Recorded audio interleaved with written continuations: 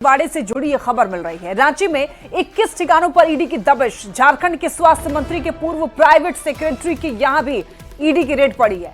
पूर्व private secretary का नाम है ओम प्रकाश सिंह। जांच एजेंसी की तफ्तीश जारी है। स्वास्थ्य विभाग से कई अधिकारी रडार पर हैं। तो आपको बता दें कि आयुष्मान योजना में फर्जीवाड़ा का ये मामला है और इसी मामले को लेकर के पूर्व स्वास्थ्य मंत्री झारखंड के बन्ना गुप्ता के आप्त सचिव के यहां पर भी छापेमारी हुई और ऐसे में 21 ठिकानों पर कहा जा रहा है ईडी ने दबिश दी है। झारखंड के स्वास्थ्य मंत्री के पूर्व प्राइवेट सेक्रेटरी के यहां भी ईडी की रेड पड़ी। पूर्व प्राइवेट सेक्रेटरी का नाम ओम प्रकाश सिंह। जांच एजेंसी की तफ्तीश जारी है। स्वास्थ्य विभाग से कई अधिकारी भी रडार पर हैं जो कि आयुष्मान योजना के घोटाले में जिनका नाम संलिप्त पाया जा रहा है उन सभी पर गाज गिर सकती है।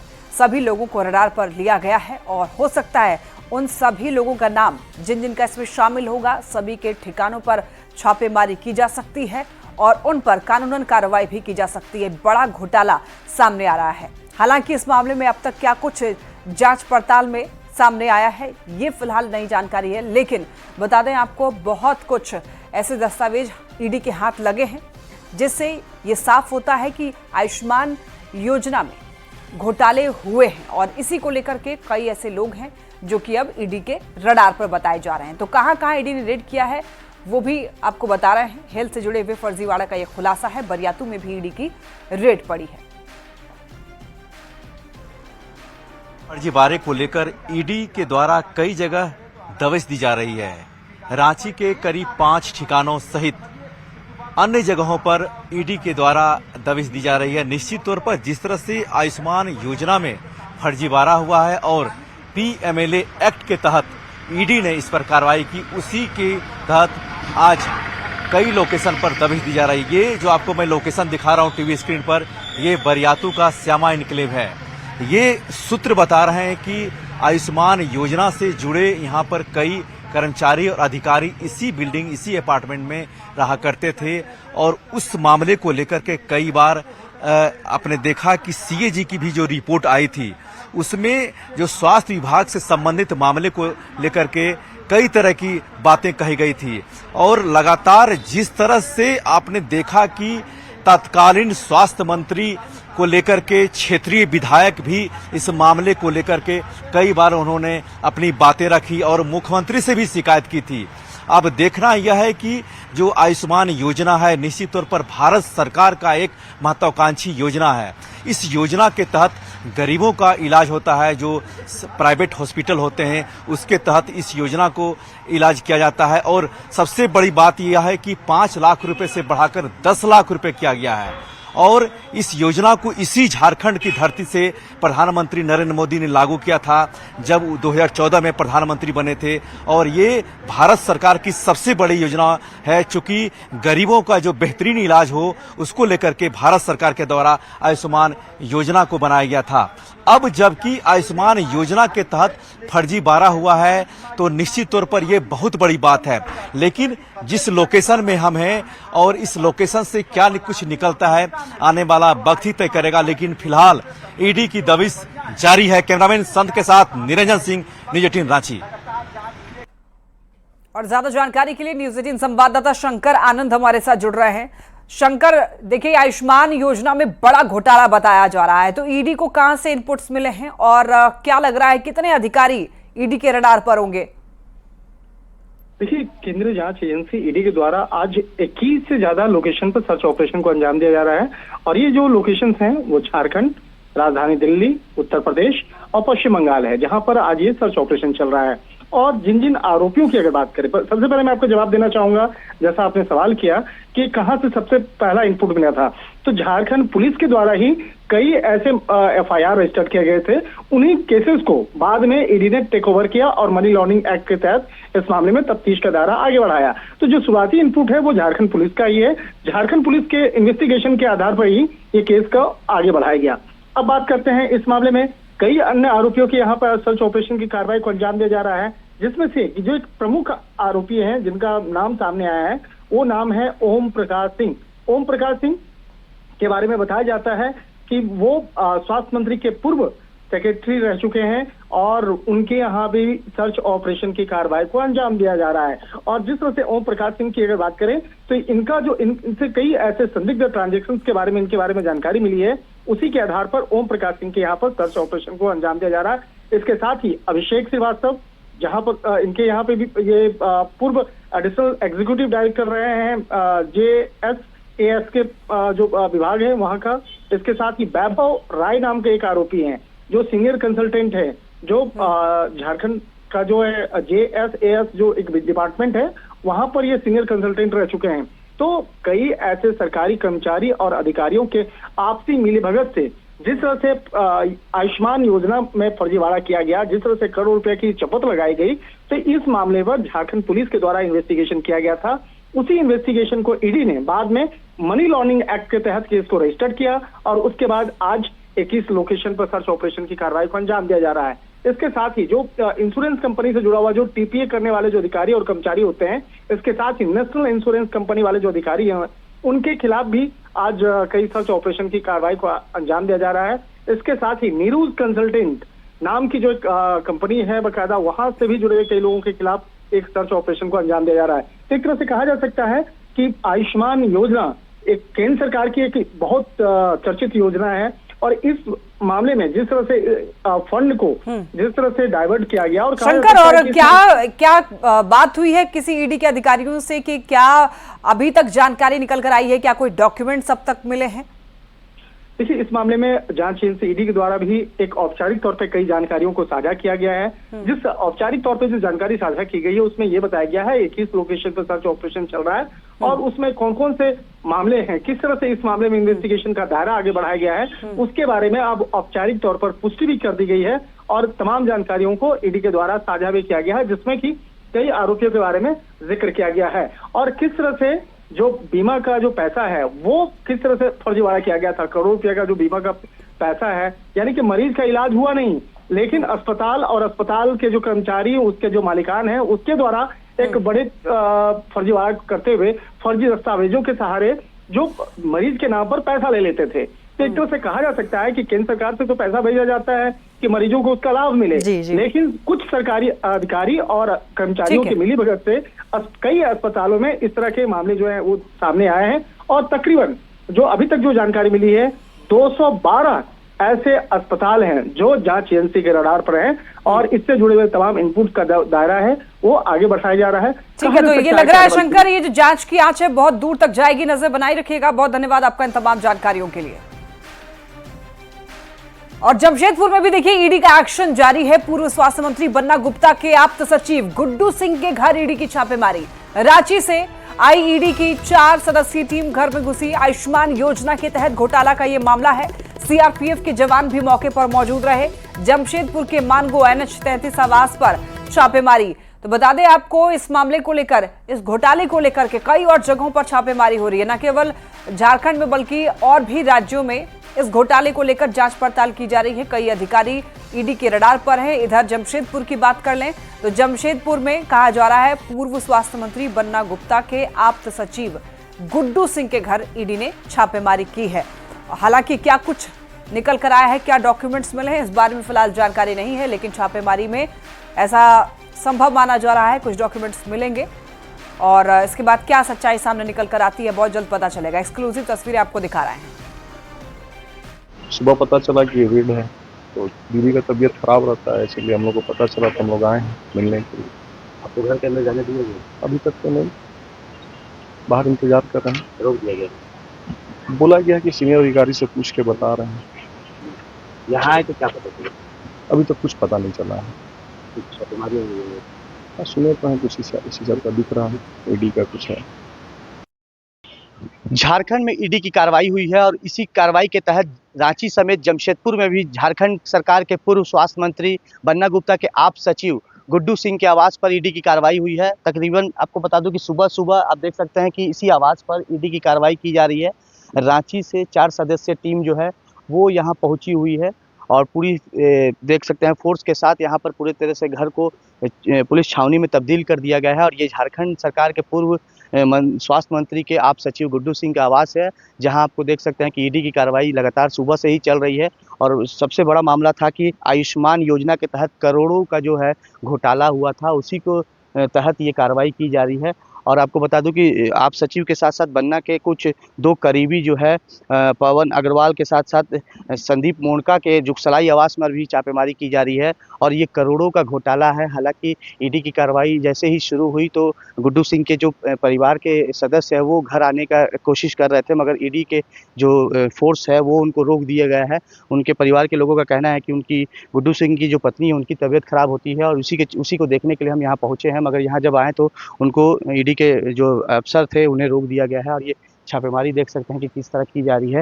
हालांकि आयुष्मान योजना में जो घोटाले हुए हैं उसको लेकर ये कार्रवाई की जा रही है। झारखंड के रांची, जमशेदपुर तमाम जगहों पर इस तरह की ये कार्रवाई की जा रही है। ईडी की कार्रवाई के बाद स्वास्थ्य विभाग में कहीं ना कहीं हड़कंप देखने को मिल रहा है और झारखंड सरकार के जो पूर्व स्वास्थ्य मंत्री बन्ना गुप्ता है उनके आप सचिव के घर में ये कार्रवाई कहीं ना कहीं एक बड़ा सवाल खड़ा करता है कि अब इस कार्रवाई के बाद क्या कुछ निकलता है और ये जो घोटाला का मामला है क्या कुछ हकीकत है उसकी ये जांच के बाद ही पता चल पाएगा। न्यूज़ 18 के लिए जमशेदपुर से आशीष कुमार तिवारी। ईडी की कार्रवाई को लेकर बयानबाजी भी अब तेज हो चुकी है। जेडीयू विधायक सरयू राय ने हमला बोलते हुए कहा कि अभी कई बड़े नाम सामने आएंगे। इतना बड़ा घोटाला तभी हो सकता है जब राज्य के मंत्री या राज्य के सचिव उस विभाग के इसमें शामिल हों। और मुझे जानकारी मिली है कि बन्ना गुप्ता जी के जो आप सचिव थे उनके लिए वही काम करते थे पैसा वैसा वसूलने का, उनके यहाँ भी छापेमारी हो रही है। अब ये घोटाला का पर्दाफाश तो हो गया है, मगर घोटाले के जो जिम्मेदार हैं ऐसे लोगों पर कार्रवाई निश्चित होनी चाहिए। बोकारो बंद का असर दिख रहा है। दूंदीबाद बाजार में विस्थापितों और दुकानदारों में झड़प की खबर मिल रही है। विस्थापित दुकानदारों को मना कर रहे हैं, दुकान को बंद करने के लिए कह रहे हैं। नियोजन को लेकर विस्थापित आंदोलन कर रहे हैं। कल उग्र आंदोलन किया गया था, पुलिस ने लाठीचार्ज किया जिसमें एक शख्स की मौत हो गई थी। इसके बाद और भी ज्यादा आंदोलनकारी उग्र हो गए। बताते चलें आपको, बंद का असर आज देखने को मिल रहा है। जगह जगह पर आगजनी की खबरें सामने आ रही हैं। देख सकते हैं आप इन तस्वीरों में। दरअसल लाठीचार्ज में एक व्यक्ति की मौत पर आक्रोश जो है और ज्यादा भड़क चुका है। आज बोकारो बंद का असर देखने को मिल रहा है। जगह जगह आगजनी की भी तस्वीरें देखने को मिल रही है। नियोजन की मांग कर रहे हैं दरअसल विस्थापित। पूरा क्या मामला है वो भी आपको बता रहे हैं। नियोजन को लेकर विस्थापित जो है वो आंदोलन कर रहे हैं और दरअसल लाठीचार्ज में एक व्यक्ति की मौत हो गई। इसके बाद भीड़ काफी ज्यादा आक्रोशित हो गई। आज बोकारो बंद का ऐलान किया गया था और उसका असर आज देखने को मिल भी रहा है। दुकानदार और विस्थापितों में झड़प की भी खबर सामने आई। जो लोग दुकान खोल रहे थे उनको बंद करने के लिए कहा गया, बंद ना करने पर उनसे झड़प हुई और आज बंद का असर साफ तौर पर देखने को मिल रहा है। जगह जगह विस्थापितों ने जो उग्र हैं उन्होंने आगजनी की है। कई जगहों से आगजनी की खबरें, आगजनी की तस्वीरें सामने आई हैं।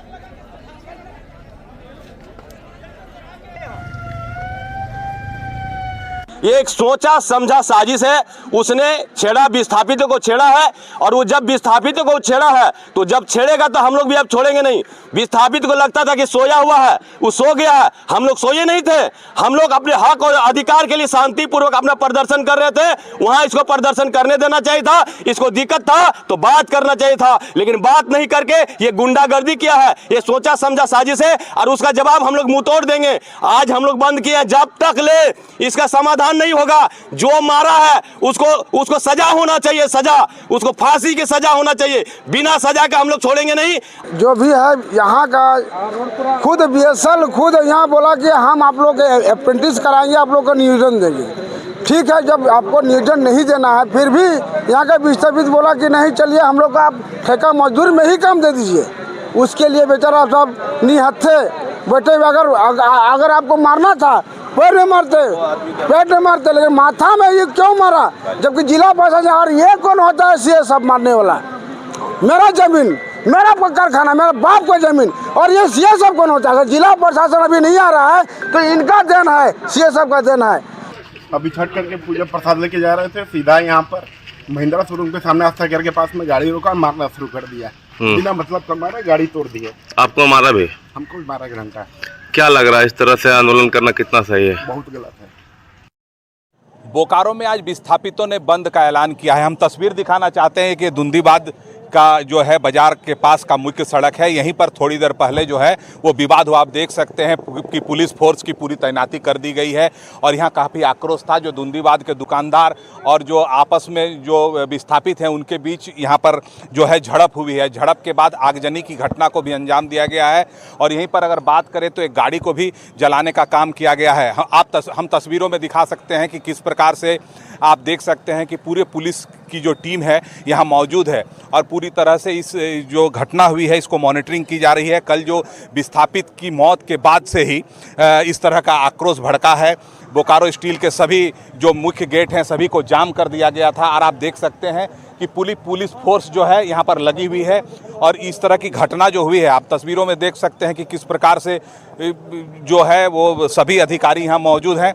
विस्थापित लोग की तरफ से आए थे जो कल से प्रदर्शन कर रहे थे, उनके उसी में से किसी का जो है सो एक बुलेट को अभी कर दिया गया था, क्षति पहुँचाया गया है। अभी फोर्स यहाँ पे आकर के स्थिति को सामान्य किया गया। अभी इस जगह पे स्थिति सामान्य है। पूरे शहर में इस तरह का माहौल हो गया है। हम लोग घूम करके देख रहे हैं। फोर्सेस में डिप्लॉयमेंट है और प्रशासनिक व्यवस्था जो एक तरह से जिला प्रशासन की तरफ से होनी चाहिए थी, क्योंकि घटना बड़ी थी और जिस प्रकार से व्यवस्थाएं होनी चाहिए थी, मजिस्ट्रेट का डिप्यूटेशन होना चाहिए था, वो कहीं ना कहीं कमी नज़र आ रही। हम कह सकते हैं कि जिस प्रकार से उपायुक्त ने भले ही रात भर मीटिंग की बात की, लेकिन सुबह जो तैयारी होनी चाहिए थी प्रशासनिक मजिस्ट्रेट की, वो कहीं भी नज़र नहीं आ रहा। तो हम कह सकते हैं कि जिस प्रकार से अधिकारी बैठक करते हैं, कहते हैं, लेकिन जो स्थिति है ग्राउंड पर वो कहीं से भी सही नज़र नहीं आ रही है। हम कह सकते हैं कि इस जो तनावपूर्ण वातावरण को है वो जिला प्रशासन को नियंत्रण करना चाहिए, नहीं तो बोकारो में आने वाले समय में रामनवमी है और इस तरह का माहौल रहेगा तो लोग पर्व त्यौहार भी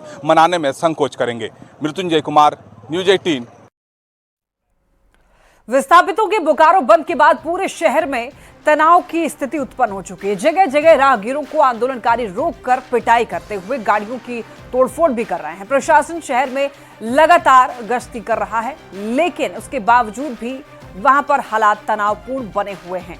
नियोजन की मांग कर रहे हैं विस्थापित और आंदोलन के दौरान जब पुलिस के द्वारा लाठीचार्ज किया गया तो एक व्यक्ति की मौत हो गई। इसके बाद और भी ज्यादा उग्र हो गए आंदोलनकारी और बोकारो बंद का ऐलान कर दिया। और आज अगर कोई राहगीर है, रोड पर चलते हुए दिखाई दे रहे हैं, तो उसके साथ भी मारपीट की जा रही है और अगर कोई वाहन के साथ है तो वाहन में भी तोड़फोड़ कर दी जा रही है। बोकारो बंद का असर आज देखने को मिल रहा है। स्थिति काफी ज्यादा तनावपूर्ण बनी हुई है। मैम ने मजिस्ट्रेट और पुलिस फोर्सेस लगाए हैं, लोगों की सेफ्टी के लिए लगाए गए हैं, लॉ एंड ऑर्डर सिचुएशन को देखते हुए लगाए गए हैं। बहुत जगह पे सिचुएशन कंट्रोल में भी है, जैसे हम अभी यहाँ नया मोड़ पे हैं, ठीक है, यहाँ पे सब कुछ जगह पे दिक्कत है, वहाँ पे हम लोग सॉर्ट आउट कर रहे हैं, लोगों को समझा रहे हैं कि हम आपके साथ हैं और कार्रवाई पूरी करी जाएगी। तो कोशिश की जा रही है जल्दी से जल्दी सॉल्यूशन निकले यहाँ से। आज सीएम हेमंत सोरेन हजारीबाग आएंगे। जेवीएम का स्थापना दिवस समारोह में शामिल होने वाले हैं। कल्पना सोरेन भी मौजूद रहेंगी। कई कैबिनेट मंत्री भी इस समारोह में शामिल होंगे और देखिए हजारीबाग के जिला स्कूल ग्राउंड में समारोह होगा। झारखंड मुक्ति मोर्चा का 46वां स्थापना दिवस आज हजारीबाग में मनाया जा रहा है, जिसको लेकर कार्यकर्ता एक महीने पहले से ही तैयारी कर रहे थे। तो आज हेमंत सोरेन और कल्पना सोरेन दोनों लोग हजारीबाग आने वाले हैं। जेवीएम स्थापना दिवस के मौके पर एक समारोह का आयोजन किया जा रहा है।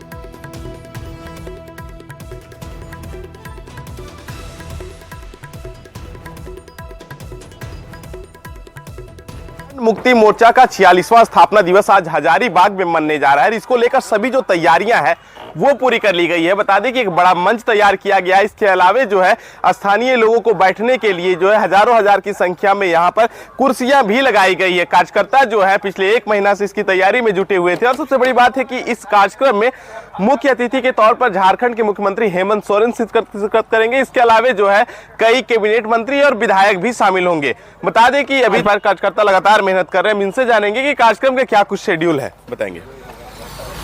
अभी तो तैयारी पूरी हो गई है और हजारीबाग में झारखंड मुक्ति मोर्चा का ये 46वां स्थापना दिवस है, वो ऐतिहासिक होगा। चूँकि पूरे हजारीबाग ज़िले में सभी प्रखंडों में जो कार्यकर्ता हैं वो बहुत उत्साहित हैं और थोड़ी देर में नज़र आ जाएगी जो ऐतिहासिक यहाँ एक तरफ रामनवमी का मेला और एक तरफ झारखंड मुक्ति मोर्चा का स्थापना का मेला। 1000 की संख्या में लोग आएंगे, मतलब झारखंड मुक्ति मोर्चा का नेता कार्यकर्ता लोग आएंगे और आज का जो 46वां स्थापना दिवस है उसको सफल बनाने का काम करेंगे। और इस कार्यक्रम जो मंच देख रहे जो सज धज के तैयार हो गए हैं, जिसके लिए सज गया है, उनके आगमन 2 या 3 बजे है और जैसे ही वो आएंगे तो एक भव्य मेला के रूप में इसको हम लोग मनाने का काम करेंगे। झारखंड मुक्ति मोर्चा के 46वां स्थापना दिवस समारोह है, जिससे कार्यकर्ताओं में काफ़ी उत्साह भरा हुआ है और इसको एकदम एक मेले के जैसा आज यह मैदान जो है आज आप सबको देखने को मिलेगा। हम लोग उसकी सारी तैयारियां कर चुके हैं। देखिए, झारखंड के जो है झारखंड मुक्ति मोर्चा के कई नेता, कई मंत्री के अलावा कई विधायक जो है इस कार्यक्रम में शिरकत करेंगे और यहाँ के जो स्थानीय कार्यकर्ता है उनके बीच जोश भरने का जरूर काम करेंगे। सुशांत सोनी, न्यूज 18, हजारीबाग। हजारीबाग में आयोजित जेएमएम के स्थापना दिवस कार्यक्रम में शामिल होने के लिए रामगढ़ से भी बड़ी संख्या में समर्थक रवाना हुए हैं और सभी में उत्साह देखने को मिल रहा है। जेएमएम समर्थकों से बात की संवाददाता जावेद खान ने। मोर्चा का 46वां स्थापना दिवस उत्तरी छोटानागपुर प्रमंडल के हजारीबाग में आयोजित किया जा रहा है। वहां पे मुख्यमंत्री हेमंत सोरेन, विधायक कल्पना सोरेन, मंत्री योगेंद्र प्रसाद समेत कई लोग आ रहे हैं। यहाँ हजारों की संख्या में देख सकते हैं, यहाँ पर वाहनों से लोग यहाँ पर हजारीबाग की ओर कूच कर रहे हैं। हम सीधे कार्यकर्ताओं से बात करेंगे, उनसे बात करेंगे। बताइए, स्थापना दिवस मनाया जा रहा है, कैसे संगठन मजबूत होगा इससे? देखिए, हमारे संगठन मजबूत होगा। यहाँ का प्रखंड पदाधिकारी, जिला पदाधिकारी सब संगठित होकर एकत्र होकर काम कर रहे हैं और पूरे विश्वास और जोश के साथ काम कर रहे हैं। इन पर आस्था और विश्वास है। जेएमएम का जो सरकार बनी है इस पर पूरे लोग ग्रामीण विश्वास किए हैं और अपना उन पर नजरें टिकाए हुए हैं। झारखंड का माटी और मिट्टी का बेटा है, यहाँ के लोगों के लिए काम करेंगे, जरूर करेंगे और पूरे झारखंड के विकास करेंगे। तय है, आने वाला हम गरीब गुरबा को विकास की ओर ले जाएंगे। पूरे संसदीय क्षेत्र में केवल 1 सीट रामगढ़ आप जीते हैं, बाकी 4 सीट आप हार चुके हैं। देखिए, 4 सीट हारे जरूर हैं लेकिन दिल नहीं हारे हैं। यहाँ के लोगों को ने जज्बा है और जज्बात भी है। इस बार आने वाला अगले विधानसभा में ये 4 सीट हम लोग तय कर लिए हैं कि जीतेंगे और जीत के दिखाएंगे भी। जीत के दिखाएंगे। क्या नाम आपका है? शत्रुघ्न कुमार। पूरा उत्साहित है स्थापना दिवस पूरा को लेकर? उत्साहित है। संगठन मजबूत होगा? एकदम मजबूत होगा। मजबूत होगा। बताइए, जेएमएम मजबूत हो रहा है क्या? बहुत मजबूत हो रहा है, बहुत बढ़िया तरह से मजबूत हो रहा है। मुख्यमंत्री को सुनने जा रहे हैं? जी, मुख्यमंत्री जी को हम लोग सुनने जा रहे हैं और देख सकते हैं कार्यकर्ताओं में गजब का उत्साह है। ये हजारीबाग जा रहे हैं, चूंकि आज 46वां स्थापना दिवस जेएमएम का है। कई वाहन है, यहाँ देख सकते हैं हजारों की संख्या में कार्यकर्ता हजारीबाग के लिए कूच कर रहे हैं। इनका कहना है कि संसदीय क्षेत्र का एकमात्र सीट रामगढ़ ये जीते थे, अब 4 सीट और है जो मांडू, बड़कागांव, सदर और बरही, उसे अगली बार ये जीत कर दिखाएंगे। जावेद खान, न्यूज 18, रामगढ़। बात रामगढ़ की करते हैं, जहां पर विधायक ममता देवी ने ग्रामीणों की शिकायत के बाद दुलमी प्रखंड के कुल्ही सड़क निर्माण कार्य के लिए किए जा रहे पत्थर उत्खनन क्षेत्र का निरीक्षण किया और इस दौरान उबड़े पैमाने पर अनियमितता बरतने का आरोप निर्माण कंपनी पर लगाया है। 2 टन ज्यादा है, इतना सूचना दिए, ब्लास्टिंग कर देना अनटाइमली। साथ ही साथ जो देखने को मिला कि भारी संख्या में ओवरलोड ये लोग गाड़ी भी पासिंग कर रहे हैं। काफी हाइट में चढ़ना पड़ता है, जो कि काफी ओवरलोड ये लोग गाड़ी भी चला रहे हैं। कोई चलान वैसा नहीं है इनके पास। दूसरी चीजें हैं कि जो यहाँ पे पहाड़ को तोड़ा जा रहा है, आखिर तोड़ा जा रहा है तो उसका नॉर्म्स क्या है। कई सारे विभागीय पदाधिकारियों से हमारी बात हुई, डीएमओ से बात हुई, फॉरेस्ट डिपार्टमेंट के जो पदाधिकारी हैं उनसे बात हुई। उन लोगों का कहना है कि भाई डीसी ने इनको सारा परमिशन दिया हुआ है, लेकिन कुछ तो इसका नॉर्म्स है कि क्या परमिशन मिला है, क्या कितनी गहराई तक इनको पत्थर पहाड़ को काटना है, और अगर काट भी रहे हैं तो जो फॉरेस्ट का हमारा एरिया है तो क्या फॉरेस्ट डिपार्टमेंट ने परमिशन दिया, एक उसका पेपर होना चाहिए। और इसी के साथ